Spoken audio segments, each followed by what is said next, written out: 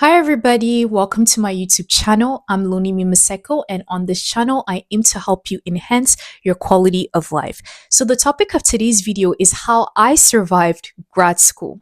This video is going to be part of an education series that I will be publishing sometime later in my channel, and it's going to be more laid back where I explain what I did to navigate grad school and how I ended up graduating. But in the second video that I will post in the series sometime in the future, I will be giving technical steps that I applied to help me get top grades in grad school. But it's not going to be technical today, so you guys can rest easy.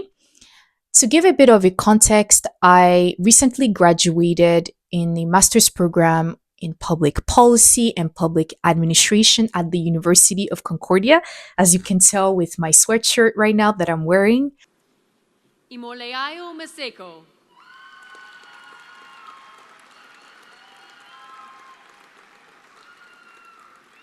So, for those of you that are not quite familiar with the term public policy program, in this program, students are essentially taught different statutes, legislation, policies, and regulations that govern society.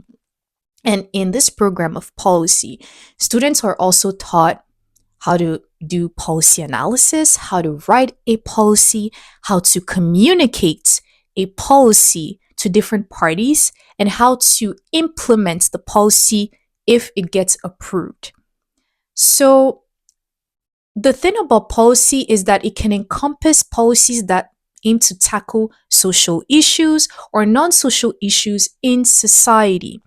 Let's say, for example, we look at driving policies.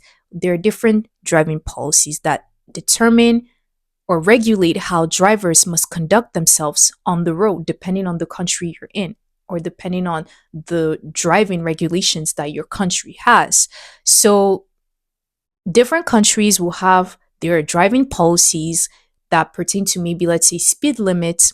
And if drivers exceed a speed limit, well, they are faced with consequences, legal consequences in the form of it could be penalty fines, it could be prison terms, it could be different consequences that people can face if they don't abide by the law and if legal enforcement catches them.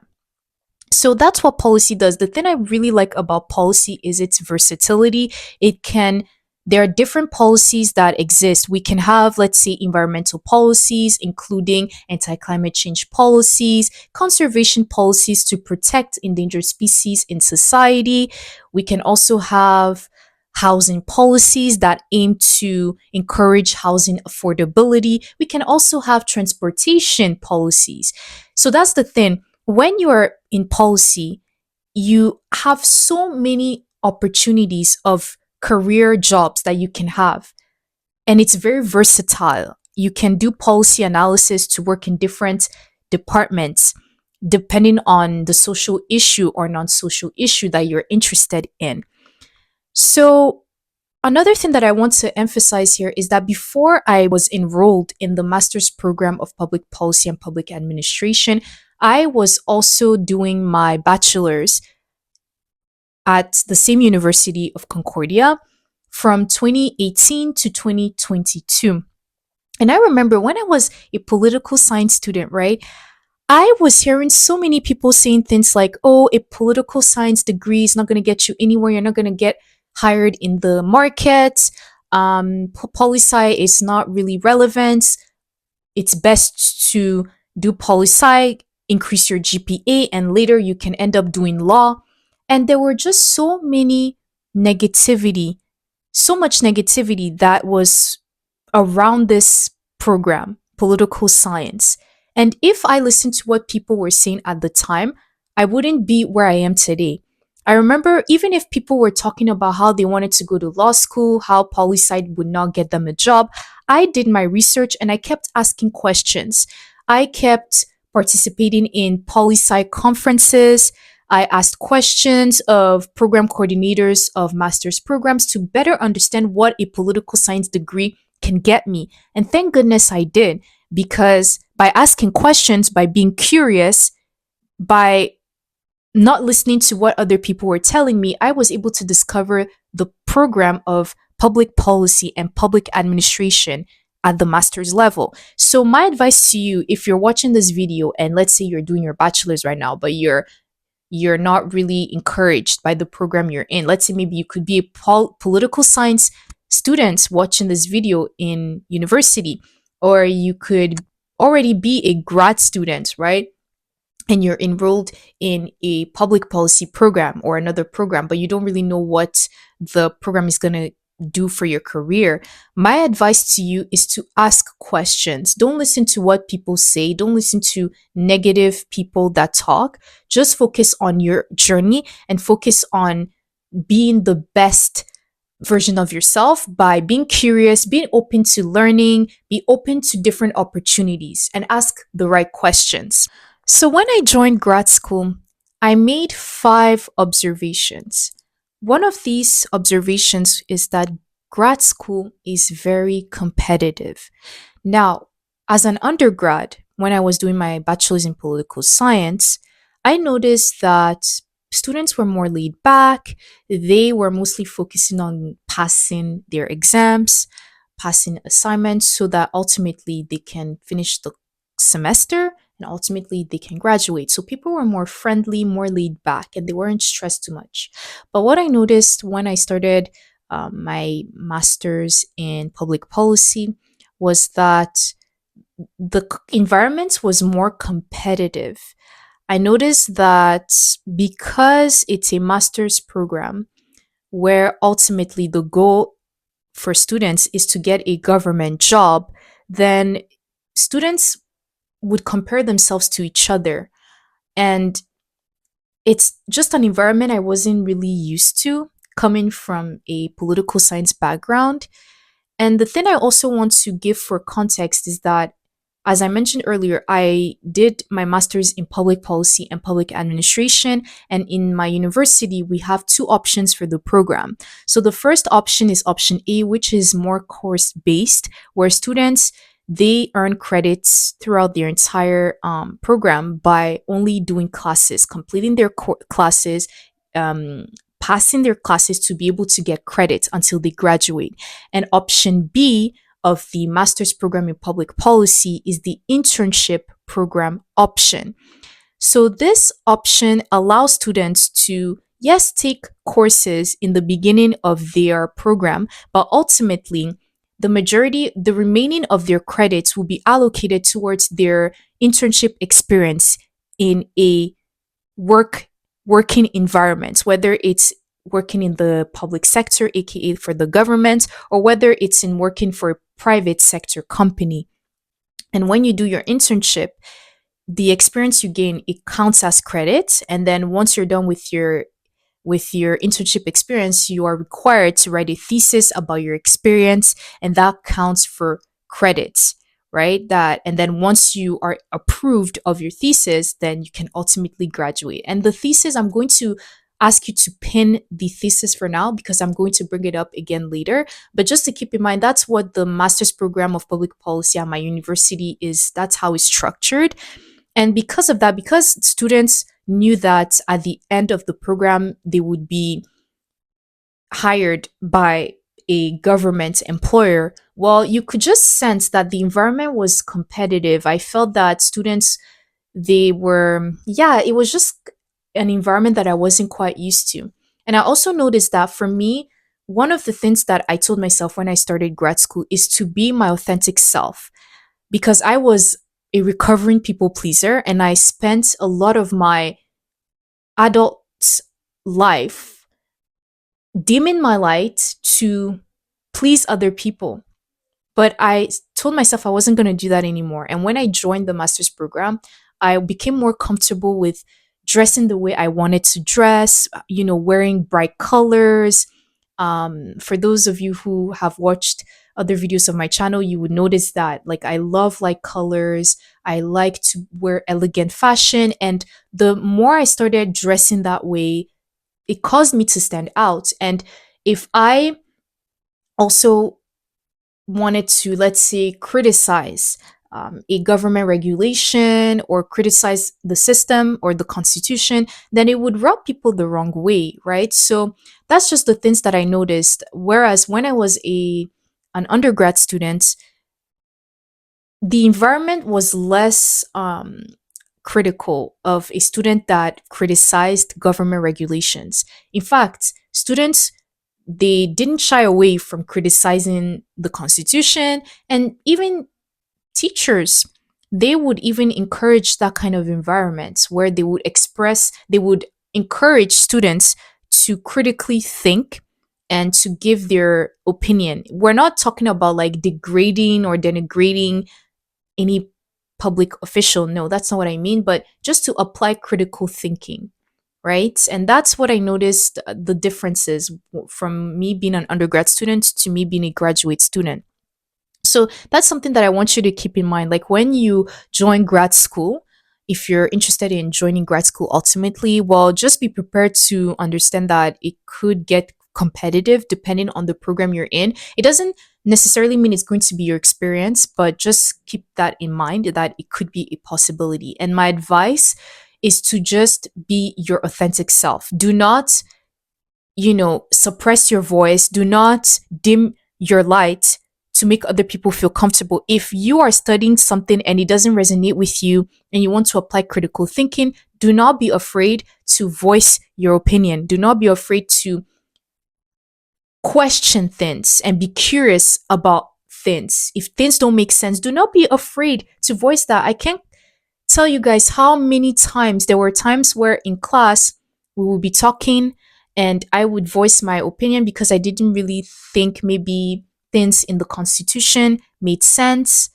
To give a bit of a context, I live in Canada. So when I'm referring to the constitution, I mean the constitutional law that just governs our society as a whole, that was also published in the 19th century. So yeah, if sometimes in the constitution we will review it as a requirement for our program, well, there were times where I would say that some of the things that were said were outdated, and because of that, it rubbed people the wrong way, right? So it's just an example to let you guys know that please do not be afraid to speak your mind respectfully. Hear other people's opinions, be respectful, but don't suppress your voice. Don't dim your lights to make other people feel comfortable. So, the second thing I noticed as a grad student is that you have to be prepared to write lengthy essays. So, when you start doing grad school, depending on the program you're in, if it's an arts and science program, you be prepared to write lengthy essays of 20 to 25 pages. And if you're in grad school and you like writing, well, it's this type of programs are for you because let me tell you, there is a lot of writing that goes on, especially when you have essays due, assignments due. It can become very intense. The way I organized myself for these type of essays assignments was that I would usually plan ahead. If let's say I had an essay that was due, I would make sure that I would start writing the essay 3 to 4 weeks in advance. And the thing is, you want to make sure that when you have essays that are due, especially in grad school, give yourself time to do a thorough research so that you can write a robust paper in the end and increase your chances of avoiding incohesiveness and losing points to a lack of structure, right? Make sure that you plan ahead and that you just give yourself a lot of time to do your research. Because let's say let's say you have an essay that's due 20 to 25 pages in length, and you start writing your paper a week in advance. Honestly, unless you're some kind of wizard, that is not going to guarantee you the best kind of results that you would want. Give yourself more time to do a lot of research. Give yourself 3 weeks, 4 weeks, I recommend, so that you can properly get to know the topic you want to write about, get to understand the topic that you want to write about, and get to build a strong thesis and a strong argument. So, circling back to what I was saying earlier about the thesis that you have to write, especially when you're a master student. In my case, in my university, we had to, towards the end of the program, we had to write a thesis of a length between 40 to 60 pages. And the thesis had to be related to our internship experience. So basically, what happens is that you get assigned a supervisor, and your thesis proposal and your main ideas will have to get run by your supervisor, and your supervisor has to approve your thesis proposal so you can write the thesis in full, and he or she has to approve it again before you can graduate. So let me tell you, writing the thesis was one of the hardest, if not the hardest things I've ever had to go through, because I was doing my internship and at the same time I had to write my paper on a policy or on a legislation that I had to examine thoroughly and do so much research. It was insane. And also, my supervisor was very, let me tell you, he was strict. But I really am grateful that I had him as a supervisor because I believe his feedback really helped me to get better in my writing. But just to give a bit of a context, my thesis was based on the comparison between Canada and the US with regards to conservation policies that both countries have adopted to protect the southern mountain caribou, which is an endangered species in both countries. So, yeah, like there were times when, let's say, I would be done at work in my internship, and right after work, I had to do my paper, do my thesis, do my research. It was exhausting. But that's the thing. When you work hard, hard work inevitably leads to higher rewards. So if you are a disciplined person and you want to get your masters and you want to get to the finish line, then just be very consistent. And if I could do it, so can you. But just know that the thesis, it's one of the hardest things you would ever do because you constantly get feedback. The thing with thesis is that they have continuity. Anything that you change in the introduction of your thesis automatically affects the body of your essay, and you would have to make changes in the body. And this is a document that is between 40 to 60 pages. It's like you're writing a book. So it just takes so much of your time. It's very laborious, and you constantly get feedback after feedback from your supervisor of things that they didn't like about your paper, things you need to change. And remember, you need to get your thesis approved by your supervisor. So you need to incorporate their feedback if you want to graduate and pass. Anyways, I got through it. I remember colleagues in my cohort, they also got through it and we were able to graduate at the same time. So just keep in mind that you've got this, and just always be open to learning. If let's say you're writing your thesis and like you don't really agree with the feedback you're getting from your supervisor, it's okay. Don't be defensive. At the end of the day, keep in mind that they need to approve your thesis so you can graduate. So do whatever you need to do to be able to get your thesis approved. So, the third observation I made as a grad student is that the internship program was one of the most isolating and one of the most difficult periods of my life. So, when I first started as a public servant, I was very optimistic and I had so many ideas about how I was going to bring about positive change in the company that I would work for. But towards the end of my experience, I ended up becoming disillusioned and facing a lot of disappointments. So, just to give a bit of a context, before I did my internship related to my program at the Masters of Public Policy, I was a public servant working for another government department. But my 2 years experience working for the government have taught me a lot, and it's really built my resilience. And the thing is, when you are an intern, when you are at the entry level and you're working in a company, a corporate entity, or you're working in an agency, a government agency, there's this unspoken rule that you are a novice and that you don't really have a lot of experience, professional experience. So when you are in these type of companies, you have to understand that their upper management and middle management, they have a way of doing their things and giving orders, right? And if, let's say, a new intern, an ambitious intern, has many ideas on how to improve efficiency, operational efficiency, at the end of the day, even if you mean well and you want to bring about positive change, your recommendations will fall on deaf ears because there's a form of hierarchy that is embedded in these institutions, in these corporations, in these government departments, that if a person tries to quote unquote like give their recommendations and they're at the entry level, then it's not really gonna be heard that much, if that makes sense. And that's a lesson I had to learn the hard way.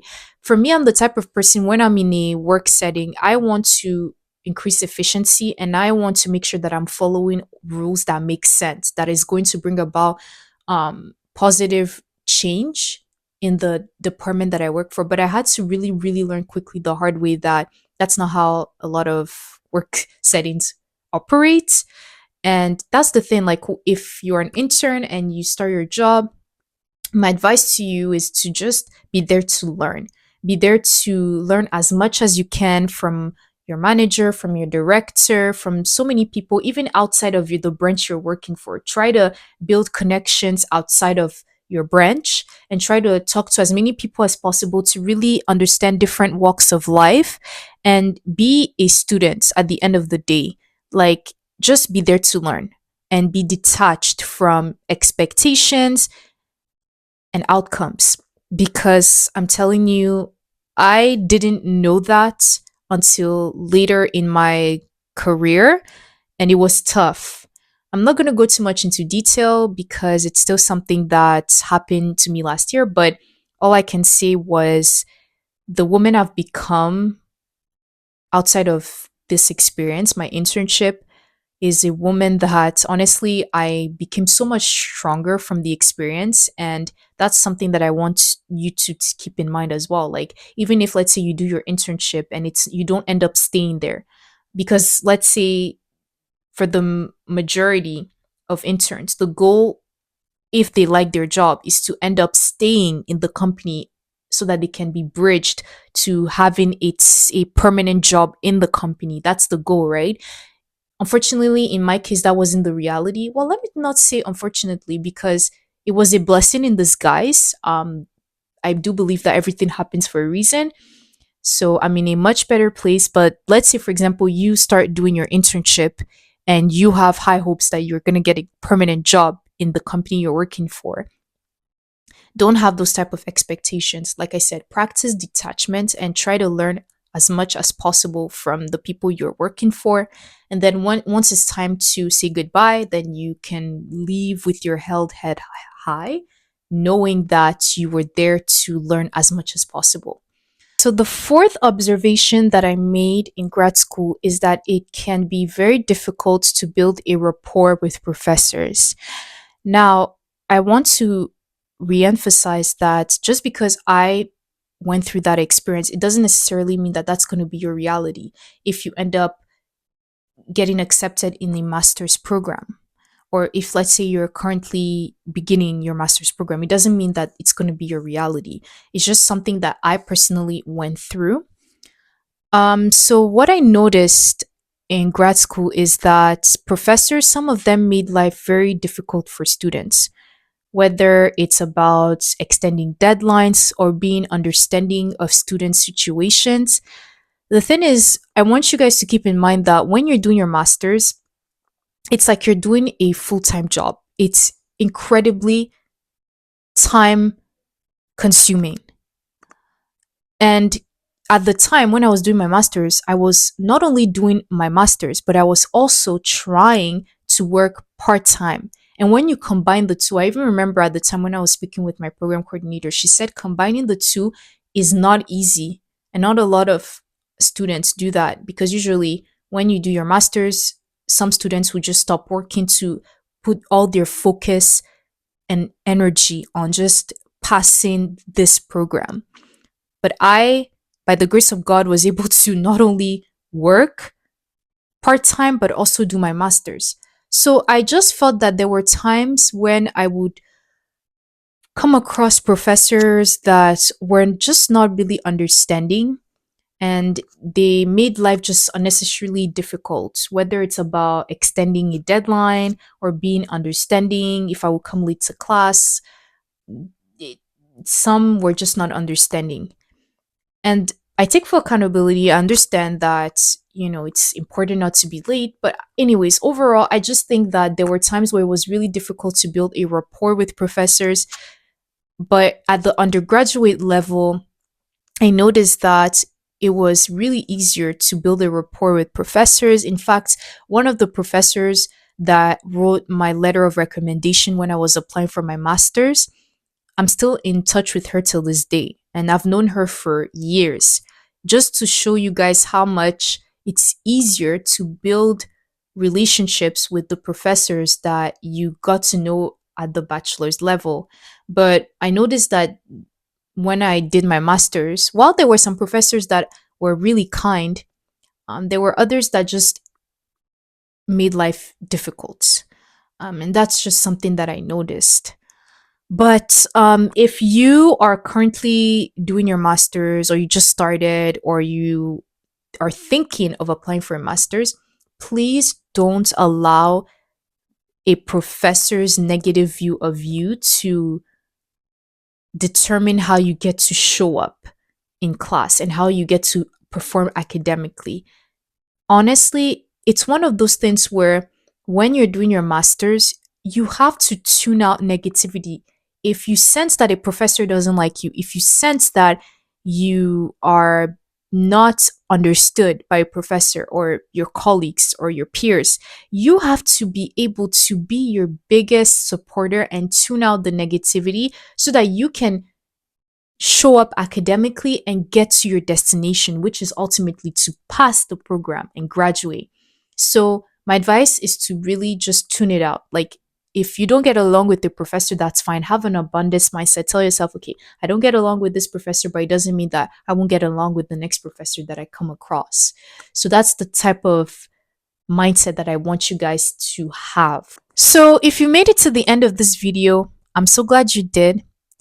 My advice to you, if you're interested in enrolling in your master's program, or let's say you just got started in your master's program, my advice is to be your biggest supporter.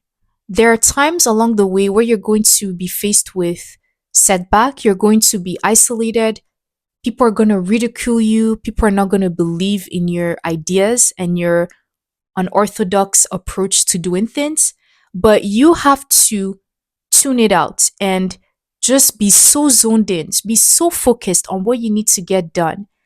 And know that the world is your oyster. Like, if you know that you're a hard worker and you put so many hours, you even sacrifice nights to do your assignments and you work so hard, it doesn't really matter if somebody doubts your greatness. At the end of the day, what matters is that you believe in yourself and you work hard to achieve anything you put your mind to. And this doesn't just apply for your master's. It could be, let's say you want to start a business, you want to start traveling more around the world, or you want to just do something, a project, right? And you don't feel like people believe in you. It doesn't matter.